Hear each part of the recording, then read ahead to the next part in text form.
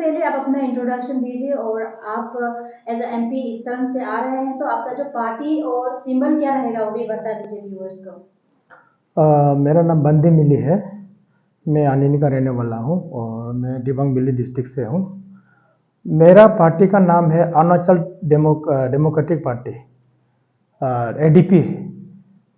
इसका फाउंडर है हमारे माननीय गेगोंग अपांग जी,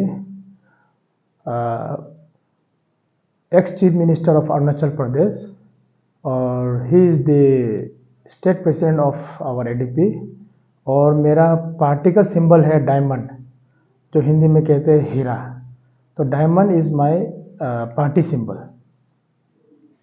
आपका एमपी आने का मकसद भी बता दीजिए। मेरा एमपी आने का मकसद ये है, देखिए मैं पिछले बार भी चुनाव लड़ा और मुझे काफ़ी अनुभव मिला और एक्सपीरियंसेस मिला कि ईस्टर्न पार्लियामेंट्री का nook and corner of the villages districts मुझे सब पता है। और मैं स्टेट प्रेसिडेंट भी रहा हूँ माइनॉरिटी मोर्चा में, भारतीय जनता पार्टी, आज स्टेट प्रेसिडेंट ऑफ माइनॉरिटी मोर्चा, अल्पसंख्यक मोर्चा कहते हैं उसको। उसके बाद मैं डिस्ट्रिक्ट प्रेसिडेंट भी था मैं, ऑलमोस्ट लाइक 6 इयर्स बीजेपी के। उसके बाद मैं 19 में मैं रिज़ाइन किया बीजेपी। उसके बाद फिर मैं एमपी लड़ा हूँ 2019 में H D Deve Gowda JDS party से, जो former prime minister H D Deve Gowda उसके पार्टी से लड़ा हूँ। तो मेरा मकसद ये है कि पहली बात कि मैं खुद एक्सपीरियंस किया हूँ कि एमपी का कहाँ कहाँ किस किस दायरे में हम लोग काम किया जा सकता है। जैसे कि MP is the platform where we can give vision, where we can place our problems of our state and our constituency in parliament. तो मुझे मौका मिलेगा पार्लियामेंट में मुझे एक दो शब्द रखने का, तो ये उसी उम्मीद में मैं खड़ा हूँ। जैसे कि हम लोगों के यहाँ में मैं देखा हूँ ईस्टर्न कॉन्स्टिट्यूएंसी में बहुत सारे डिस्ट्रिक्ट जो डिप्राइव हुआ है। तो जैसे कि आप लेके देख सकते हैं ये एनएसपीसी इशूज़ को लेके, फॉरेस्ट इशूज़ को लेके, लैंड कॉम्पेंसेशंस को लेके, लैंड फिक्सेशन को लेके। अब देखिए paper leakage is my concern and pure आपका मेरा विज़न है, जो वहाँ में बहुत सारा घोटाला हुआ है और पेपर लीकेज का चलते हमारे लोग यूथ जो पढ़ा लिखा एजुकेटेड यूथ लोगों के बीच में भी बहुत दुख है कि फ्यूचर में अगर पढ़ लिख के आते भी तो है तो कल को नौकरी मिलेगा कि नहीं मिलेगा। अभी मैं खुद देखा हूँ कि यूथ लोगों का संख्या बढ़ते जा रहा है हर साल, और कहीं ना कहीं सरकार has to take initiation in this step in this matter also, because आपका यूथ जनरेशन ही हमारे देश के, हमारे क्षेत्र के बैकबोन है। तो एजुकेशन को लेके मैं अपना अकेले स्टैंड रखना चाहता हूँ कि एजुकेशन ही ऐसा चीज़ है जो सचमुच का आपका ऑलराउंड डेवलपमेंट देते हैं।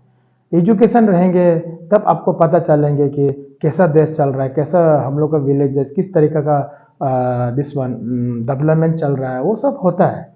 और हेल्थ सेक्टर में देखिए, मैं तो कहता हूँ कि अगर हेल्थ सेक्टर को भी मैं जोर लगाऊंगा, जैसे कि जहाँ तक है जीएसटी को भी हटाने से अच्छा है और एजुकेशन में भी जीएसटी को हटाने से अच्छा है, स्टेट पॉलिसीज़ में जीएसटी को बात करने से अच्छा है, क्योंकि स्टेट जीएसटी भी रहता वहाँ में कि जीएसटी का चलते हम लोग का एजुकेशन में बहुत हैम्पर हो रहा है। जैसे कि कई सारे हमारे पुअर स्टूडेंट में फैमिली मेम्बर्स है, उन लोगों को अच्छे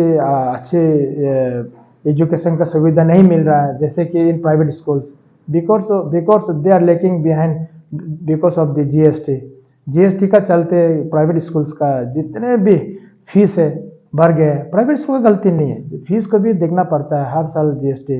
एजुकेशन में जीएसटी को हटाना बहुत ज़रूरी है। और देखिए मेडिकल में भी दवाई तो गरीब और धनी बोल के नहीं आता है, या गरीब और रिच एंड पुअर मैन का बोल के नहीं आता है मेडिसिन। कहीं ना कहीं मेडिसिन को चलते हम लोग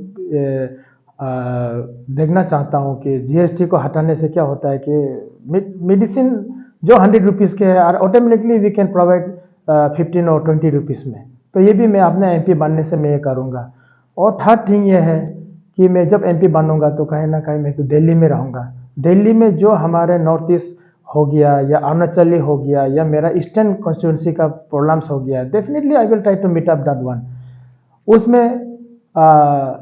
उसमें फर्स्ट थिंग ये बोलना चाहता हूँ कि उसके अंदर कि जितने भी स्टूडेंट्स लोग रहते हैं पीजीज में, हमारे क्षेत्र के लोग, ईस्टर्न कॉन्स्टिट्यूंसीज के लोग, definitely I am there to be the guardian of them. कि कल को कुछ प्रॉब्लम होता है, हम लोग का दिल्ली में रेजिसियम का प्रॉब्लम होता है कि हमारे दिल्ली में देखा हूँ कि वहाँ में हम लोग को नॉर्थ ईस्ट लोग को बहुत सुनना पड़ता है हर चीज़ों में, उसके भी मैं प्रोटेक्ट करने के लिए तैयार हूँ। और कॉलेजेस का एडमिशन में बोलिए, I am there to help. Colleges में भी आप लोगों का कहीं में आपका JNU बोलिए, DU बोलिए, जामिया इस्लामिक यूनिवर्सिटीज़ बोलिए, जो रिप्यूटेड आपका स्कूल्स में जाना चाहते हैं कॉलेजेस में, यूनिवर्सिटीज़ में, तो I am there to help them. और सेकेंड थिंग, थर्ड थिंग ये है इसमें कि मेडिकल, वहाँ में जैसे कि MP लोगों के लिए एम्स तो फ्री है, AIIMS is free for the MPs। अरे हम लोग का हेल्थ ठीक है तो हम लोग का बच्चा लोग को, हम लोग का बुरा बुरी जो नानी नाबा, हम लोग का अबू आने जो भी होता है उसको हम लोग करेंगे उसको ट्रीटमेंट। और अपॉइंटमेंट के लिए 2 महीना 1 महीना बैठना पड़ता है एम्स में दिल्ली पे। तो कहीं ना कहीं we are there to help. तो ये कुछ चंद मुद्दों है जो definitely I will try to meet up that one.